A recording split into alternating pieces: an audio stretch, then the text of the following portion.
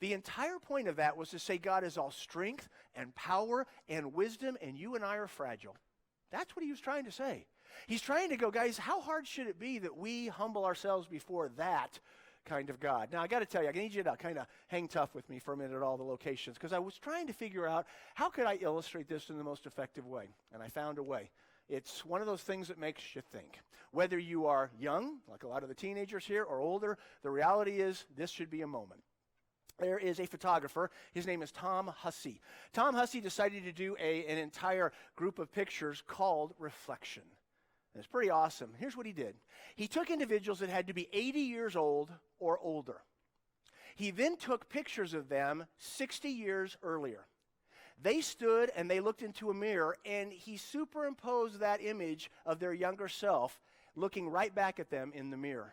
The intention was to cause us to think a little bit about what life is and what it's about. And I wanted to make sure you had an opportunity to be able to see this. So here you go, Reflection. A quote from a veteran right before his 80th birthday inspired Tom to create this series. I can't believe I'm going to be 80, he told Hussey. I feel like I just came back from the war. I look in the mirror and I see an old guy. It's a universal condition, said the photographer Tom. At some point in your life, you look in the mirror and say, wait a minute, how did I get this old?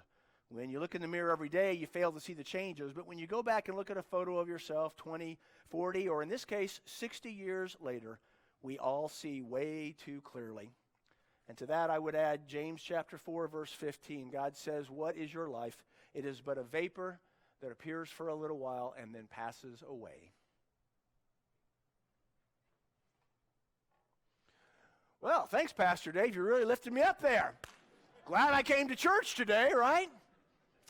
And just for the record, all you teenagers and all your tight skin, well, you just wait, right? Listen, guys, I'm not trying to bum you out, but let's be honest, that's a bummer. But it's life. This is what life looks like for everybody. And what we have to understand as we look at that is it's a reminder of how fragile we really are. And so you look and go, okay, so it ought to be easy, right? This is God we're talking about. It ought to be easy to humble ourselves before him, but here's the problem.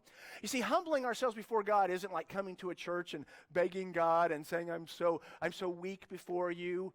It's not actually something so much we do with our mouth as something we do with our life. You see, we're right back to what we talked about at the bridge. We help people get right with God and live right for God. The effective way that we humble ourselves before God is simply obeying him with our life. But the reality is this, guys, we get an opportunity to do that. And when we do, when we humble ourselves under the mighty hand of God, he then says something. He says, because of that, I'm going to lift you up. Now,